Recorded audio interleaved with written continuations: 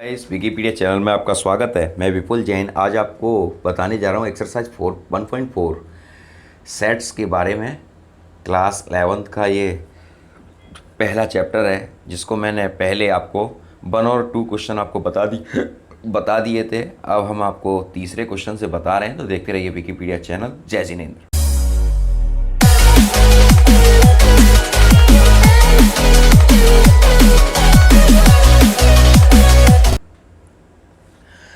जय जिनेंद्र फ्रेंड्स, यहाँ पर देखिए मैंने यहाँ क्वेश्चन लिख रखा है, यदि ए और बी दो समुच्चय हैं कि ए सबसेट बी, तो ए यूनियन बी क्या है। अब यहाँ देखिए मैंने 2 एग्जाम्पल ले रखे हैं। यहाँ पर देखिए ए के मेंबर्स ये हैं 1,2 और बी के मेंबर ये हैं 1 2 3। यहाँ लिखते हैं ए सबसेट बी। अब फ्रेंड्स ए सबसेट बी का डेफिनेशन क्या होता है वो आप समझ लीजिए। ए के मेंबर बी के अंदर है, यानी ए का प्रत्येक अवयव बी में है, उसे हम बोलते हैं ए सबसेट बी। तो यहाँ देखिए ए सबसेट बी, ए का प्रत्येक मेंबर ये 1 और 2, ये 1 और 2 के अंदर है, इसे हम ए सबसेट बी बोलते हैं, यानी ए का प्रत्येक मेंबर बी के अंदर है, तो इसे बोलते हैं ए सबसेट बी। समझे आप। अब दूसरा है A union B. A union B है, ए यूनियन बी का मतलब होता है ए और बी दोनों के मेंबरों को इकट्ठा कर दें। 1 और 2 ये है 1, 2 यूनियन 1 2 और 3, इसको हम इकट्ठा करते हैं तो 1 2 3 बनता है। ठीक है फ्रेंड्स, समझ में आ रही मेरी बात। ठीक, अगला क्वेश्चन की तरफ चलते हैं। यहाँ देखिए A union B, question number 4 का पहला है। यहाँ ए यूनियन बी बहुत सारे पूछे हैं। मैं यहाँ पर देखिए ए की वैल्यू लिखा 1 2 3 4, बी बराबर 3 4 5 6, सी बराबर 5 6 7 8 एंड डी बराबर 7 8 9 10। ठीक है, यहाँ पर देखिए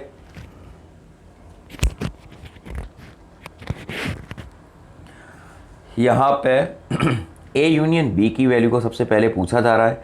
ए आपका 1 2 3 और 4 यूनियन होता है संघ। ठीक है, यूनियन, और बी की वैल्यू है 3 4 5 और 6। यहाँ अगर हम यूनियन को तैयार करते हैं इम्प्लाइज दैट, तो यूनियन क्या तैयार हो जाएगा। कभी भी यूनियन के अंदर रोस्टर मेथड के अंदर कभी भी हम डबल मेंबर को नहीं लिखते। अगर कोई मेंबर दोनों सेट्स के अंदर है तो उसको हम कभी डबल नहीं लिखते। जैसे यहाँ पर 1 2 3 4 लिखा है, 3 और 4 डबल आ रहा है, इसके पास भी है और इसके पास भी है, तो हम इन मेंबरों को एक ही बार लिखेंगे 1 2 3 4 5 और 6। ठीक है, आपको मेरी बात समझ में आ रही है। फोर्थ, अब सेकेंड है इसका। देखिए इसके अंदर फोर्थ वाले क्वेश्चन के अंदर मैं बुक्स में यहाँ देख रहा हूँ A union C, B union C, B union D दे रखा है, तो मैं ये तीनों चारों को नहीं बता रहा हूँ, मैं सिर्फ आपको समझ में आ गया। ऐसे ही आप अगले बी यूनियन सी का भी कर सकते हो, ए यूनियन सी का भी कर सकते हो। मैं यहाँ पर आपको बता दे रहा हूँ A union B union C का। ठीक है, इसको कैसे करना है वो आप समझ लीजिए। A union B union C. ठीक, अब बी यूनियन सी का पहले देख लीजिए। ए की वैल्यू क्या है, ए की वैल्यू है आपकी, ब्रैकेट में लिखेंगे 1 2 3 और 4 यूनियन। अब बी की वैल्यू है आपकी बी यूनियन सी, यानी 3 4 5 और 6।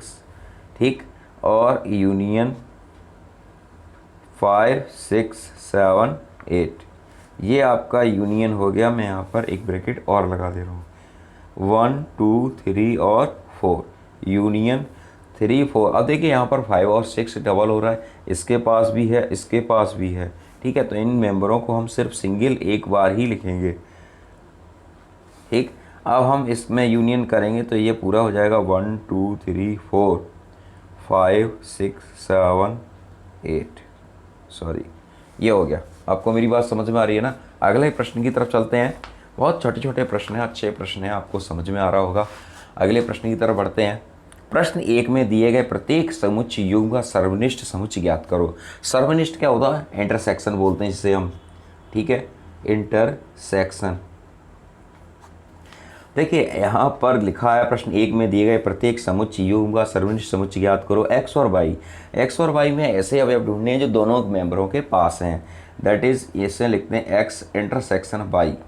यहाँ पर देखिए दोनों मेंबर के पास कौन से मेंबर हैं, एक है आपके पास दोनों के पास और 3 भी है। ठीक है, तो इसका हो जाएगा 1 3। ठीक है, अगले देखिए A implies that A intersection B. यहाँ देखिए ए आपके दोनों के पास है बस, और कोई नहीं है, तो ओनली ए आपका हो जाएगा इंटरसेक्शन। अगले प्रश्न की तरफ चलते हैं, क्वेश्चन नंबर 6।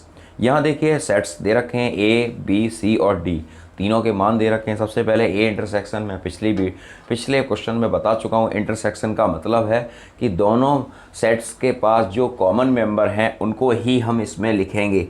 अब यहाँ देख लीजिए, मैं यहाँ पर लिख रहा हूँ 3 5 7 9 11 और इंटरसेक्शन 7 9 11 और 13।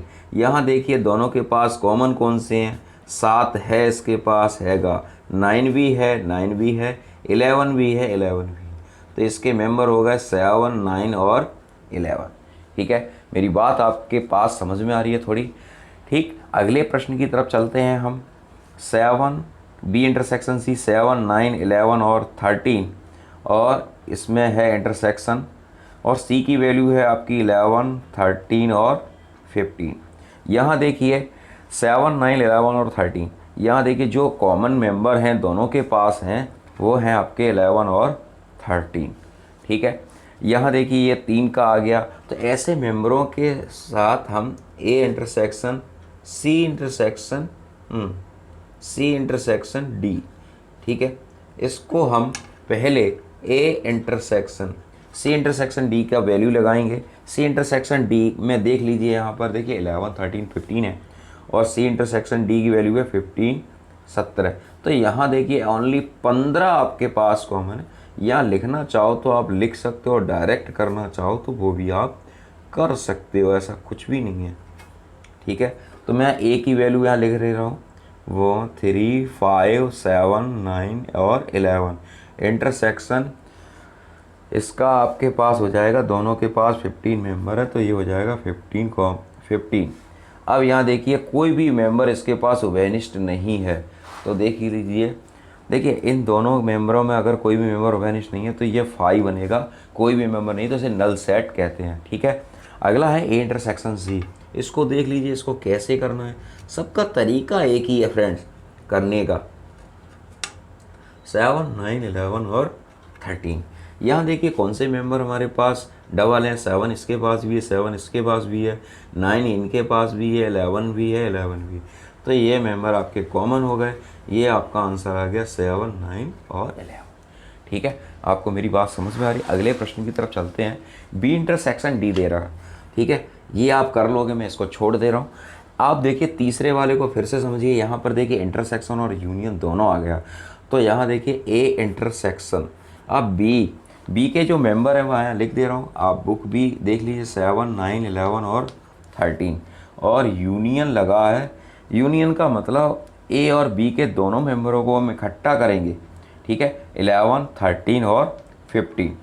अब इनके मेंबरों को आप इकट्ठा कर लीजिए। ए की वैल्यू को लिख ले रहा हूँ मैं 3 5 7 9 और 11, और इनके मेंबरों को इकट्ठा करते हैं तो इनके मेंबर इकट्ठे होते हैं 7 9 11 13 और 15। सॉरी, यहाँ इंटरसेक्शन है 7 9 11 13 और 15। ठीक है, अब यहाँ इंटरसेक्शन है, तो इंटरसेक्शन का मतलब है वो मेंबर लिखे जाएंगे जो दोनों के पास हैं। तो यहाँ 7 है इसके पास, 9 भी है और 11 भी है, तो इसका हो जाएगा आंसर 7 9 और 11। ठीक है, ये आपका हो गया। ठीक, इसको मैं नहीं कर रहा हूँ, इसको आप कर सकते हो। A intersection B union D, ये जैसा मैंने अभी किया था मित्र। यहाँ फ्रेंड्स, यहाँ पर आप समझ लीजिए इसको कैसे कर रहे हैं हम। यहाँ देखिए ए इंटरसेक्शन, तो ए की वैल्यू हमारी है 3 5 7 9 11, 3 5 7 9 और 11। ठीक है, यहाँ इंटरसेक्शन है बी यूनियन डी। अब देखिए यहाँ पर मैं फिर से आपको दिखा दे रहा हूँ बी यूनियन डी क्या लिखा है। बी की वैल्यू है 7 9 11 13 और 15 17। ठीक है ना, तो बी यूनियन का मतलब होता है सभी मेंबरों को इकट्ठा कर दो, कॉमन है तो उनको एक बार लिखो। तो मैं एक बार ही लिख दे रहा हूँ इनको, 7 9 सबको इकट्ठा करके लिख दे रहा हूँ, 7 9 11 13 और 15 और 17। अब यहाँ लगा है आपका इंटरसेक्शन बीच में, तो दोनों के पास कौन से मेंबर हैं उसको देख लीजिए, 7 है, 9 भी है और आपका 11 भी है। ठीक है, तो मैं यहाँ पे लिख दे रहा हूँ 7, 9 और 11। ठीक, अब यहाँ देख लीजिए ये एक और क्वेश्चन चेंज हो गया। यहाँ देखिए A intersection B union C, तो मैं यहाँ पर इसको सॉल्व कर दे रहा हूँ अलग अलग। पहले हम ए इंटरसेक्शन बी को सॉल्व करेंगे। ठीक है, ए की वैल्यू है हमारे पास 3, 5, 9 और 11। इंटरसेक्शन बी की वैल्यू है 7, 9, 11 और 13। यहाँ देखिए दोनों के पास क्या कॉमन है, दोनों के पास है 9 और 11। ठीक, 9 और 11 दो मेंबर ऐसे हैं जो दोनों के पास है। अब दूसरा है बी यूनियन सी। आई दे, यहाँ देखिए सेकंड है हमारा, हम 9 वाला कर रहे हैं B union C. B union C में बी के मेंबर हैं 7, 9, 11 और 13। यूनियंस 11, 13 और 15। यहाँ देखिए दोनों के पास मेंबर है 11 और 13। देखिए इंटरसेक्शन होता तो 11 और 13 कॉमन होते, लेकिन यहाँ पर यूनियन लगा हुआ है तो यहाँ पर 7, 9, 11, 13। देखिए यूनियन के अंदर रोस्टर मेथड में कभी भी डबल मेंबर को नहीं लिखते, सिर्फ जो मेंबर होते हैं हम उन्हीं को लिखते हैं। जैसे यहाँ पर लिखा है 7, 9, 11, 13, तो 11, 13 को हम एक बार लिखेंगे और फिर 15, ये हो गया आपका। और लास्ट क्वेश्चन है A union D intersection B intersection सी।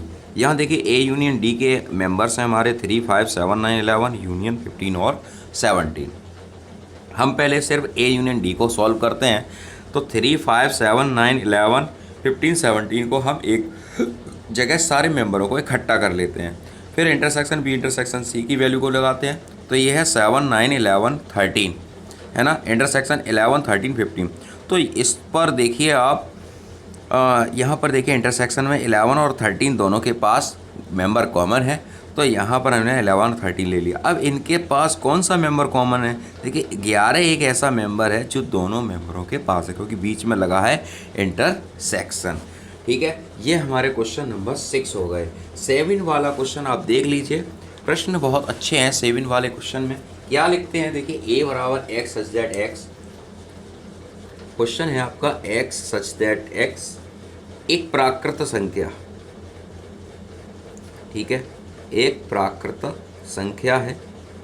ठीक है, और बी वाला बी है आपका एक्स सच दैट एक्स एक सम प्राकृत संख्या। एक्स सच दैट एक्स एक सम प्राकृत संख्या। ठीक है, और आपका सी है, सी भी दिया है यहाँ पर। सी की वैल्यू लिखी है एक्स सच दैट एक्स एक विषम प्राकृत संख्या।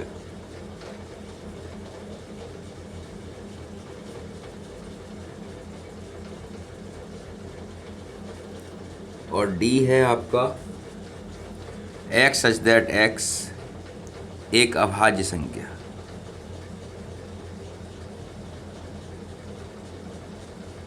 ठीक है, इनको पहले समझ लीजिए ये लिखा क्या है, ये क्या कह रहे हैं यहाँ पर।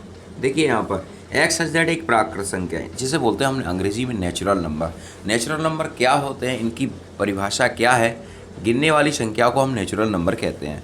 अब प्राकृत संख्या एक प्राकृत संख्या होती है 1, 2, 3, 4 डॉट डॉट, ठीक है, प्लस इनफाइनाइट तक। दूसरा है हमारा बी, यह लिखा है एक्स सच दैट एक्स एक सम प्राकृत संख्या है। देखिए प्राकृत संख्या 1, 2, 3, 4 होती हैं, लेकिन सम प्राकृत संख्या होती हैं 2, 4, 6, 8 लास्ट डॉट डॉट। ठीक है, नेक्स्ट है हमारा सी एक्स सच दैट एक्स एक विषम प्राकृत संख्या। विषम प्राकृत संख्या क्या होती हैं, विषम प्राकृत संख्या होती हैं 1, 3, 5, 7 डॉट डॉट। ठीक है, अब यहाँ देखिए एक्स सच दैट एक अभाज्य संख्या। अभाज्य संख्या कौन सी होती है, अभाज्य संख्या होती हैं जो स्वयं से कटती हैं या एक से कटती हैं। तो अभाज्य सबसे छोटी अभाज्य संख्या है 2, 3, 5, 7, 11, 13 डॉट डॉट। ठीक है, अब यहाँ देखिए क्वेश्चन को समझ लीजिए, यहाँ क्या लिखा है, क्या हम पूछ रहे हैं हमसे, ये चीज़ हमें जानना आवश्यक है। सबसे पहला यहाँ क्वेश्चन लिखा है A intersection B. A intersection B के बारे में जानना चाह रहे हैं हमसे, हमें इसमें बताएंगे। ए इंटरसेक्शन बी लिखा है 1, 2, 3, 4 और ये लिखा है 2, 4, 6, 8। तो इंटरसेक्शन का मतलब है यहाँ पर कॉमन कौन से आएंगे, 2 कॉमन आएगा, 4 कॉमन आएगा, 6 कॉमन आएगा और 8 कॉमन आएगा। ठीक है, ये आपका हो गया। अब अगला है ए इंटरसेक्शन सी। ए के पास है 1 2 3 4 और सी के पास है 1 3 5 7। तो यहाँ पर कौन से मेंबर कॉमन हो गए, 1 होगा, 3 होगा, 5 होगा, 7 डॉट डॉट, क्योंकि ये आपका विषम संख्याएं, ऑड नंबर हैं और ये आपके नेचुरल नंबर हैं। ठीक है, अगले क्वेश्चन की तरफ चलते हैं। अगला क्वेश्चन है आपका ए इंटरसेक्शन डी। ठीक है, ए इंटरसेक्शन डी क्या कहता है, ए इंटरसेक्शन डी कहता है 1 2 3 4 और ये है 2 3 5 7 11। तो इसमें कौन से नंबर मिल जाएंगे, अभाज्य नंबर मिलेंगे यहाँ पर 2 3 5 7 11। ठीक है, डॉट डॉट। अगला क्वेश्चन है हमारा बी इंटरसेक्शन सी। बी है आपका 2 4 6 8 और सी है आपका 1 3 5 7। तो इसमें कॉमन क्या मिलेगा, देखिए ये सम नंबर है और ये विषम नंबर है, तो इसमें कोई भी मेंबर कॉमन नहीं मिल सकता। या फिर हम ऐसे लिख सकते हैं या फिर इसे नल सेट बना सकते हैं। ठीक है, अगला है हमारा बी इंटरसेक्शन डी। देखिए फ्रेंड्स, यहाँ पर देखिए एक्स एच जेड एक सम प्राकृत संख्या यानी एक इवन नेचुरल नंबर है। ठीक है, और ये है आपका प्राइम नंबर है, अभाज्य संख्या है। तो सबसे छोटी अभाज्य संख्या होती है 2, सबसे छोटी अभाज्य संख्या होती है 2। ठीक है, और सबसे छोटी सम प्राकृत संख्या होती है 2। तो ये 2 ही इसमें मिल सकता है और कोई मेंबर इसमें नहीं आ सकता। अगला क्वेश्चन है C intersection D. C intersection D है आपका 1 3 5 7 और डी है 2 3 5 7। तो ये इसमें कॉमन कौन से मिल सकते हैं, तो इसमें मिल सकते हैं 3 मिल सकता है, 5 मिल सकता है, 7 मिल सकता है, 11 मिल सकता है, डॉट डॉट। ठीक है, इस तरह के ये क्वेश्चन आपके सामने। अगर कोई भी आपको समस्या है, विकिपीडिया चैनल के माध्यम से अपनी समस्या को हमारे कमेंट बॉक्स में ज़रूर राय प्रस्तुत करें। जैसे भी आपको समझ में आ रहा है अपनी राय को आप ज़रूर दें। देखते रहिए विकिपीडिया चैनल। जय जिनेंद्र, जय हिंद, जय भारत।